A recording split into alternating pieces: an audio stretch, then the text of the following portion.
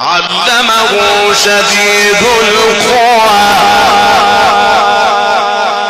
ذو مرة فاستوى